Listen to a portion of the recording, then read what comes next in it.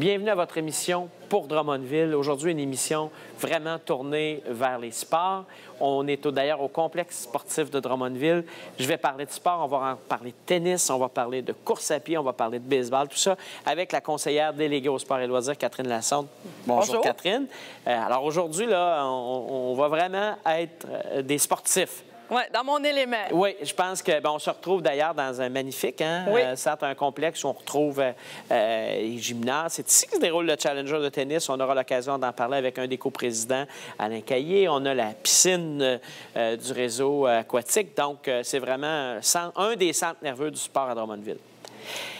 Mais avant de voir nos invités, j'aimerais ça qu'on prenne quelques instants pour revenir ensemble sur la dernière séance du conseil municipal, quelques décisions, deuxièmement, mais un dossier intéressant qui est celui de l'ex-Fortissimo. On va en parler dans quelques instants, mais aussi la confirmation que d'une réserve naturelle au boisé de la Marconi. C'est une installation municipale qui date d'environ 4 ans, qui a été inaugurée un peu avant les dernières élections municipales, avant qu'on se joigne au conseil, mais qui connaît une croissance intéressante, une fréquentation remarquable.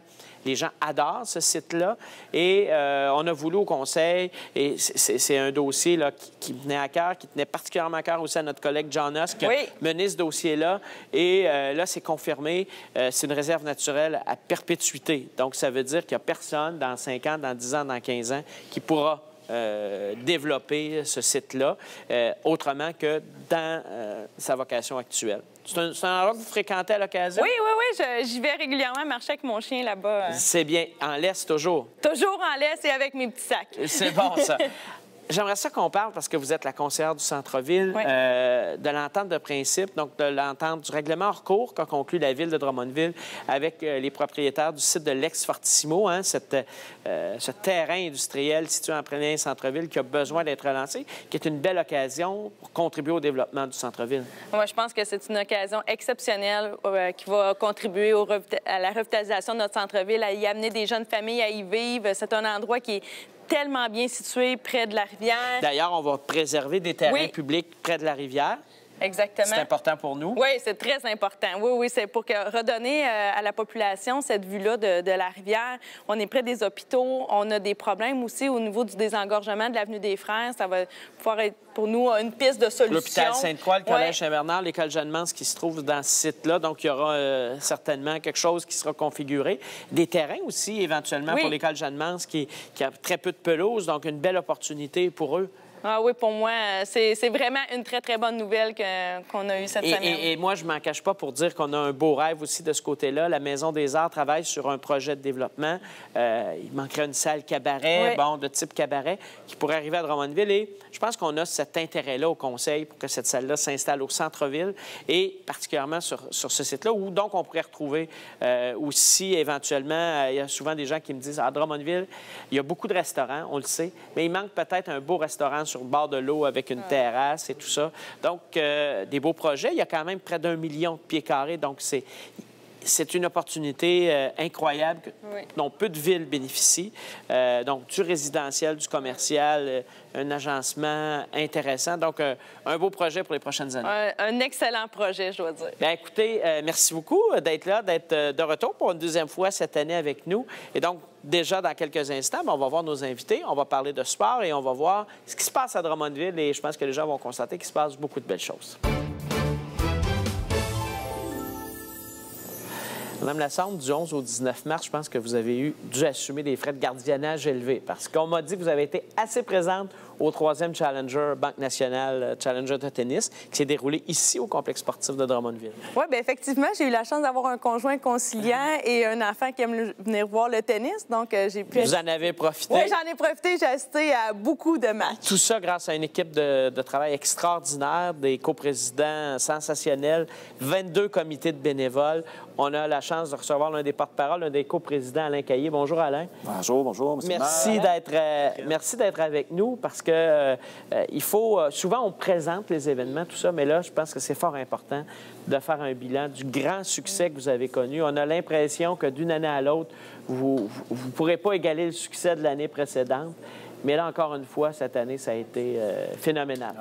Bien gentil. On est vraiment très fiers. Puis sans prétention, il y a des gens de l'extérieur du Québec qui viennent au Challenger pour voir comment on peut organiser à succès un Challenger comme le nôtre. Et c'est remarquable, on l'a vu, vous avez atteint près de 5000 personnes pendant la semaine. Je pense que l'UTT, on va l'appeler la tempête du 21e siècle, mais la tempête du 14 mars, vous auriez battu des records, vous auriez dépassé 5000 personnes. Oui, mais les records ont déjà été battus malgré ça. Dans les faits, c'est notre 3e édition, mais on a déjà 1000 personnes de plus que la première édition, qui était déjà pratiquement à guichet fermé. Oui, c'est ça, là, parce que votre défi, là, c'est que... on étire le guichet. Oui, c'est ça, c'est ça. C'est ça. Mais oui, on a été chanceux. Du mercredi au dimanche, c'était pratiquement pas guichet fermé parce qu'on n'aime pas dire ça, parce qu'on veut accueillir toujours les gens. Mais la finale, on a arrêté les guichets 24 heures avant. Donc, c'est super. Pour nous, c'est notre paye. Oui, il y a une ambiance incroyable. Je suis venu à quelques occasions. Les gens aiment ça. C'est un sport que les Drummondvillois, je dirais, apprennent à connaître de plus en plus. Oui, je suis content que tu en parles parce que, dans les faits, ce qu'on s'est rendu compte cette année, c'est que de plus en plus, on connaissait moins les gens qui venaient au Challenger. Plus de gens hors tennis pur. Donc, c'est comme si la population commence à s'approprier l'événement. Donc, pour nous, c'est super le fun. Puis on entre dans une espèce de mouvement. C'est intéressant. Je me rappelle d'être sorti après, je pense, des demi-finales et je disais aux gens avec qui j'étais, hey, on a eu du grand tennis aujourd'hui, ça a été. Puis là, je me suis arrêté en me disant, écoutons, je connais rien au tennis. Moi, pas mal, je peux dire que c'était du grand tennis. Donc, c'est une façon de dire que, finalement, on se laisse emporter par cette passion-là. C'est toujours intéressant de recevoir les commentaires des joueurs. Vous avez peut-être eu l'occasion d'échanger aussi avec des joueurs. Bien, pas avec les joueurs, mais en fait avec les partisans. Puis ce qui se trouve intéressant dans nos challengers, c'est la proximité qu'ils peuvent avoir avec les joueurs de tennis de haut calibre, avec un Félix Auger-Aliassime, avec un Shapovalov. C'est vraiment une chance unique de les voir à l'œuvre avant qu'ils soient des tennismen qui, un jour, on reverra à la télé, on sera fiers de dire qu'ils sont passés par... En ce moment, on a vraiment une opportunité parce que ces deux gars-là, Aliassime puis Shapovalov, normalement, tu en as un par 10 ans. Là, on a deux en même temps qui sont à Drummondville, qui ont joué un contre l'autre le samedi, qui ont assisté. Ça, il faut juste y goûter. C'est clair que l'an prochain, il nous en reste encore un des deux, parce que nous autres, on est vraiment un lancement pour eux. C'est ça. Au fond, ceux qu'on aime, on espère ne pas les revoir. C'est ce qu'on leur a dit. C'est un peu ça qu'on a dit à Shapovalov après sa victoire. C'est que, dans les faits, on souhaite le revoir, mais pas tant que ça, parce qu'on espère qu'il va être rendu peut-être 50 au monde. Et à 50 au monde, ils ont accès à d'autres tournois qu'à Drummondville. Mais il va être toujours dans la famille du Challenger. Il va être et quand ils viennent ici, là, c'est pas une distraction. Là. Ils gagnent des points pour leur classement de l'ATP, ils gagnent des bourses importantes. C'est un tournoi qui est important, là, qui se positionne parmi les plus importants au Canada. Il faut peut-être le rappeler à ceux qui nous écoutent, ça. Oui. Mais au Canada, il y a la Coupe Rogers. Il y a un tournoi qui est à Granby. Puis après ça, c'est Drummondville. Puis ça, c'est au Canada. Donc, c'est vraiment le 3e en importance. 75 000 US de bourse. Et on est à un autre niveau. Puis les joueurs, quand ils viennent, comme Shapovalov a augmenté son classement d'à peu près 60 au monde, juste de par son tournoi de Drummondville. Pour lui, là, ils viennent de faire un autre bout. Là. Et une histoire qui est intéressante, puis je veux qu'on le raconte parce que ça, on lit pas nécessairement ça dans le journal ou parce que souvent, on lit juste les titres, malheureusement. Et il y a cette année des gens qui sont venus pour participer au Challenger et qui voulaient participer aux qualifications pour faire le tableau principal, qui sont repartis avec leur petit bonheur et leur raquette sur l'épaule. Oui, absolument. Nous, ça se passe la première fin de semaine, c'est les qualifications pour faire le vrai tableau principal. Puis, entre autres, il y a 2 Américains qui étaient ici, prêts à jouer. Parce qu'il y a un nombre limite de cases. Là. Il y a 32 joueurs qui vont se disputer 4 places au tableau principal qui sont réservées pour des gens des qualifications. Donc, on en accepte 32. C'est les 32 ayant le meilleur classement dans le monde qui se présentent. Alors, ces gens-là sont venus à Drummondville, ils ont payé leur déplacement, peut-être un entraîneur. Ils ont l'avion, etc. Mais... Ils sont partis. Ils sont partis parce que le niveau du tournoi augmente d'année en année. Puis c'est la game, hein? C'est comme ça c'est que la ça game. marche. Maintenant, il faut qu'ils essaient de faire des tournois peut-être de plus basse envergure pour essayer de faire des points, pour avoir accès à notre tournoi. Puis là, ils essaient de faire des points pour avoir accès à Montréal. Tu sais, c'est comme ça que ça se passe. Vous avez peut-être saisi la même chose que moi. Tout à l'heure, Alain nous parlait qu'on espérait, puis qu'on n'espère pas en même temps revoir Chapovalov l'année prochaine. Ouais. Donc, vous me confirmez qu'il y aura un 4e Challenger en mars 2018. C'est une façon de voir. Mais avec l'appui formidable qu'on a de la Ville. Ouais. Mais dans les faits, on est en train... Mais l'appui de la Ville, mais aussi un appui incroyable de la population, des bénévoles, Ouais. des spectateurs, des partenaires. C'est phénoménal. Donc, ces gens-là peuvent déjà réserver une semaine au mois de mars l'année prochaine. Absolument. C'est la même semaine. Ça peut déjà être réservé. Nos partenaires sont avec nous depuis la première année. Puis c'est pas pour rien, je pense que la Ville nous appuie, nous fait de façon exemplaire. C'est parce que la population embarque, nos partenaires embarquent. Donc ça, Et là, on est en train de négocier une entente de 3 ans avec Tennis Canada. Donc nécessairement, on va avoir des discussions à avoir là-dessus. Mais normalement, on devrait annoncer d'ici le mois de juin une entente de 3 ans. Bien, c'est extraordinaire. On vous félicite. Je vous prie d'ailleurs de transmettre ces félicitations-là à toute l'équipe, vos 2 coprésidents, Stéphane Hamel et Pierre Desrosiers, mais les gens qui sont dans un de vos 22 comités, les bénévoles qui s'impliquent. On vient ici, on voit des gens heureux. C'est un travail phénoménal et quel rayonnement ça donne à Drummondville. On reçoit, parce que, bon, évidemment, nous, notre équipe de communication, on fait la tournée de la revue de presse chaque jour. On a reçu cette année des articles en allemand, des articles en néerlandais où on parlait du tournoi, entre autres, avec un Belge en finale. On a lu sur Drummondville. Il y a des gens qui ont demandé des photos de Drummondville pour les accompagner, pour accompagner leurs articles parce qu'ils suivaient le Challenger. Ça, je pense que c'était en Allemagne. Donc, c'est remarquable sur la visibilité, le rayonnement que ça donne à Drummondville. On est très, très fiers de ce que vous faites. Bravo et on sera au rendez-vous, on l'espère, du 4e Challenger l'année prochaine. Très bien, merci. Merci. Nouveau à Drummondville, l'info citoyen. Vos infos, là, maintenant. Branchez-vous à nos envois SMS et courriels. Pour tout savoir des opérations de déneigement, mesures d'urgence et entraves qui peuvent devenir des inconvénients dans votre quotidien. Abonnez-vous à l'Info Citoyen en 2 minutes, drummondville.ca. Simple et rapide pour vous abonner. Vos SMS et courriels personnalisés en fonction de votre adresse de résidence. Détails au drummondville.ca.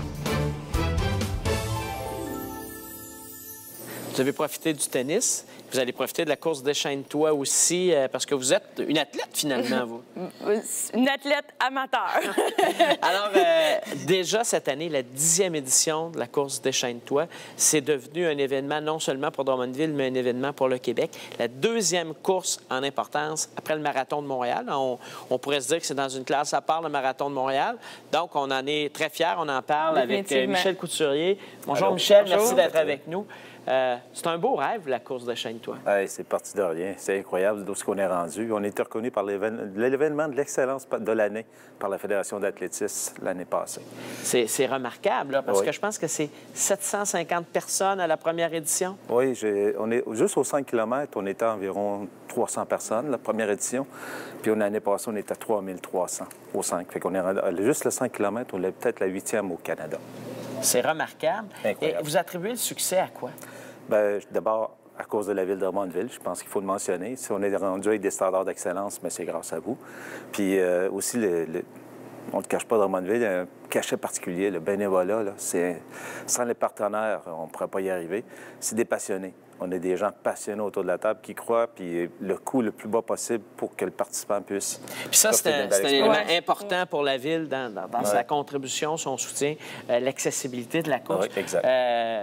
12 000 personnes attendues, espérées. L'objectif cette année, je lisais il y a une dizaine de jours, Frédéric Plante, qui est votre porte-parole d'RDS, qui disait « Drummondville est devenue, sans contredit, la ville de la course à pied au Québec. » Oui, ce qui est étonnant, sur les 10 000 personnes qu'on a reçues, c'est quasiment 90 des gens viennent de Drummondville ou de la MRC de Drummondville.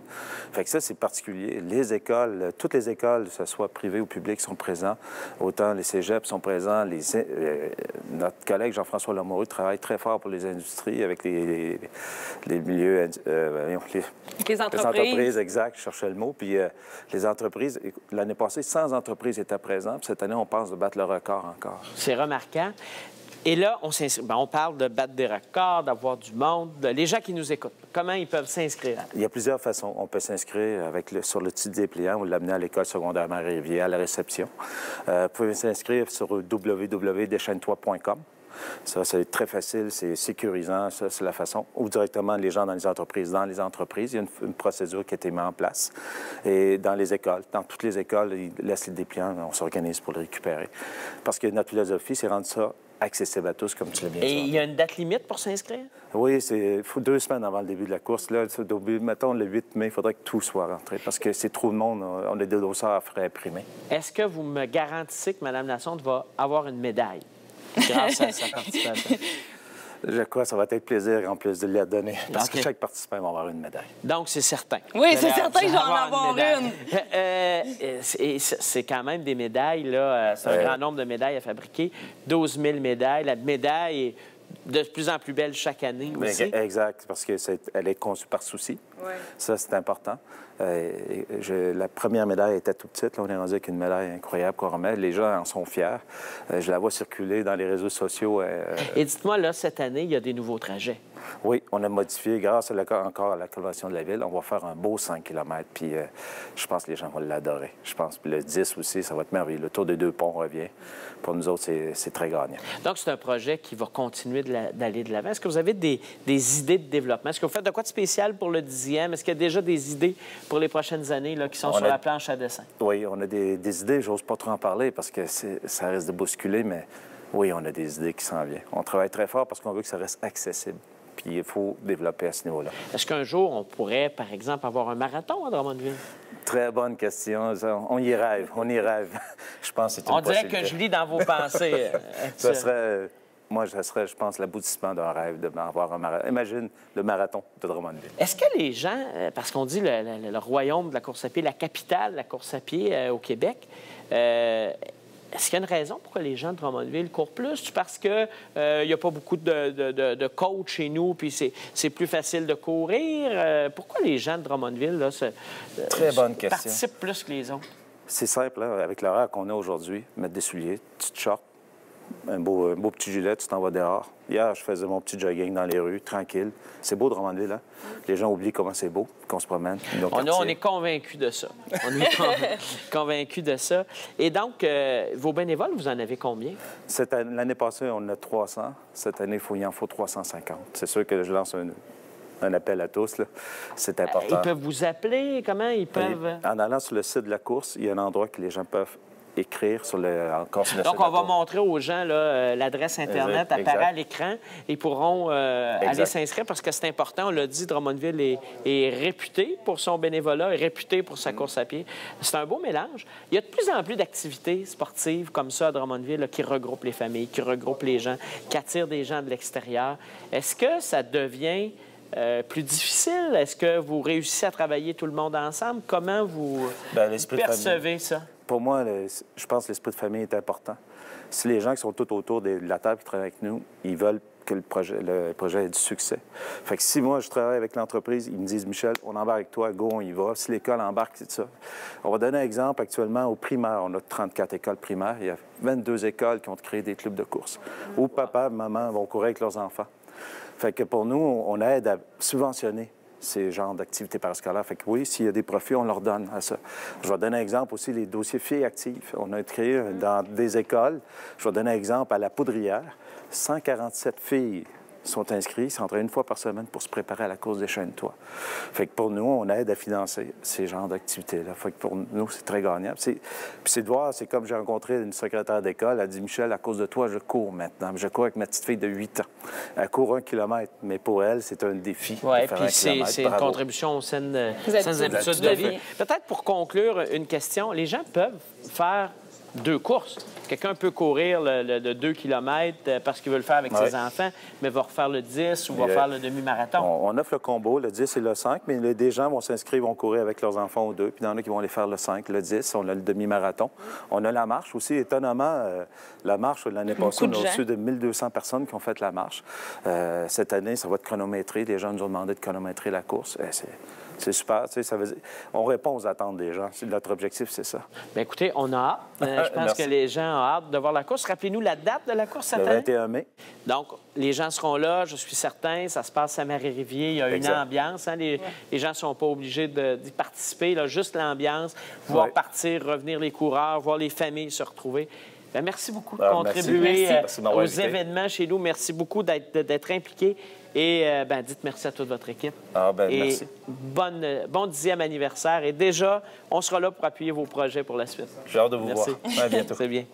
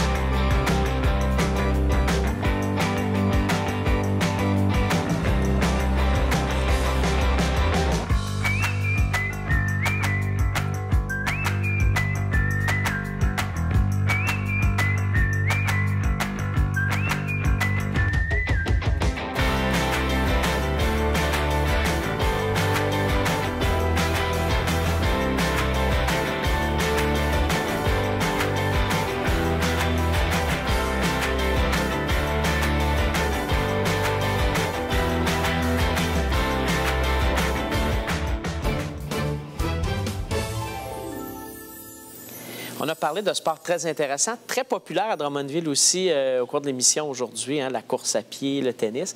Mais il y a un sport qui regagne en popularité parce qu'il a déjà été très populaire et qui regagne en popularité. On parle d'une augmentation des inscriptions de 30 au cours des 5 dernières années.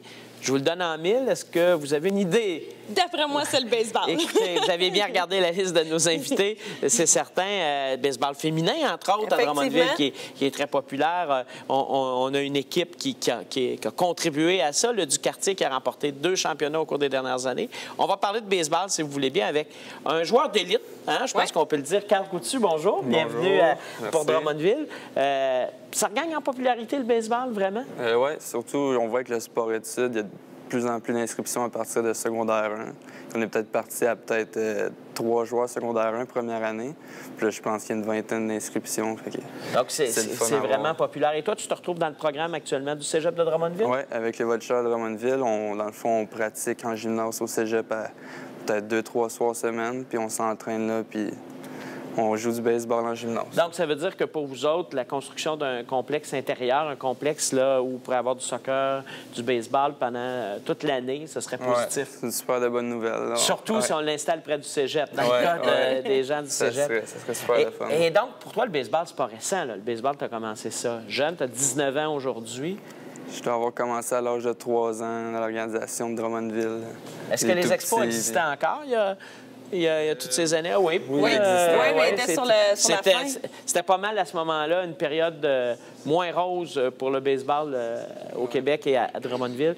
Est-ce que, comment je dirais donc, on peut se développer à Drummondville, faire du baseball, tout ça, ou tu as été appelé à aller jouer dans d'autres régions au cours de ta carrière? Quand j'étais jeune, il n'y avait pas de Bantam 2A, le niveau 2A, donc il a fallu que je quitte pour aller à Grimby, faire mon Bantam 2A. Ensuite, passé Midget 3, j'étais à Sherbrooke. J'ai fait l'équipe première année à Sherbrooke. Puis après, l'année passée, j'ai fait équipe Québec du temps et moins. Puis que ça se déroule plus dans la région de Montréal. On a vu le week-end dernier que la saison de baseball s'en vient. Les Pirates et les Blue Jays sont affrontés à Montréal. Maintenant, là, comment ça se prépare la saison? Quelles sont les perspectives pour toi cette année? Là, on est encore dans la fin des camps d'entraînement au baseball junior élite. Moi, j'appartiens à Longueuil, dans le fond. OK. Puis là, on se pratique 3 fois semaine en gymnase là-bas à Longueuil. Puis là, les coachs nous regardent, nous évaluent. Puis on attend de savoir si on va faire l'équipe ou non. Et ça ressemble un petit peu, là, si on veut faire un parallèle, parce qu'au Québec, on a souvent les standards du hockey qu'on connaît. C'est un peu comme la Ligue de junior majeur, finalement. Exactement.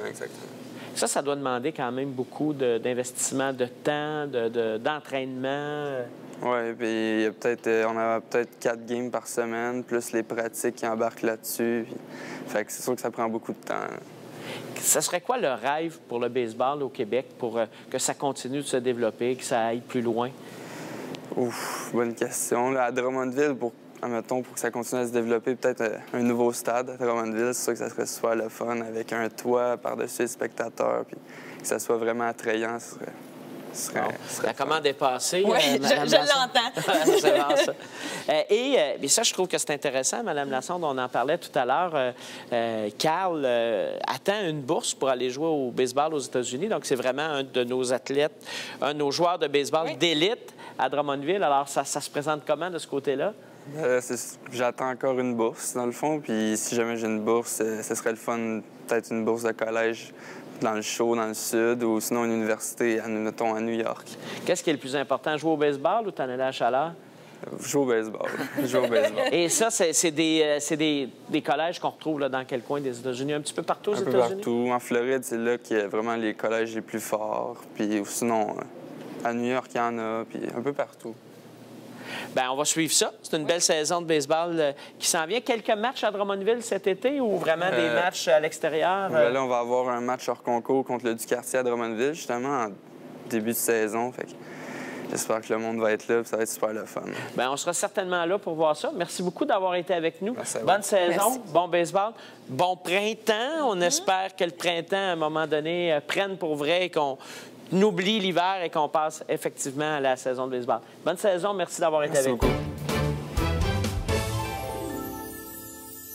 Alors, Mme Lassonde, c'est déjà tout pour aujourd'hui. Ça a été fort intéressant. Prochaine séance du conseil municipal, c'est le 10 avril. On invite les gens à nous rejoindre. On termine cette émission-là et on va prendre un petit moment un peu spécial aujourd'hui parce que cette émission pour Drummondville, qui existe depuis quand même un certain temps, a été pilotée, organisée par Sonia Collard, qui est conseillère aux relations médias pour la ville de Drummondville. J'invite Sonia, qui ne le sait pas, à venir me rejoindre. Sonia, qui a décidé de réorienter sa carrière, qui s'en va dans le domaine de l'événementiel, travailler au niveau des communications mondiales des cultures. Au Mondial des cultures, j'ai été presque 6 ans avec vous à la ville de Drummondville. J'ai adoré ça. C'est une famille. C'est devenu des amis aussi. Mais je vais poursuivre mon travail auprès des citoyens. On peut le voir comme ça en allant, bien sûr, aux communications. Merci beaucoup d'une collaboration exceptionnelle pour l'émission pour Drummondville qui a évolué au cours du mandat. Mais Sonia a toujours été derrière l'émission, l'organisation, tout ça, le montage, hein, parce que nous, on fait ça, évidemment, c'est pas en direct. Donc, vous préparez, vous enrobez tout ça, l'affichage, les publicités, les capsules d'information. Merci beaucoup pour cette collaboration exceptionnelle. Merci. Bonne chance dans la suite de vos mandats. On aura l'occasion de se recroiser. Puis, encore merci pour ce travail au service des citoyens. J'ai adoré ça. Bon succès, Sonia. Merci à vous d'avoir été là. À la prochaine.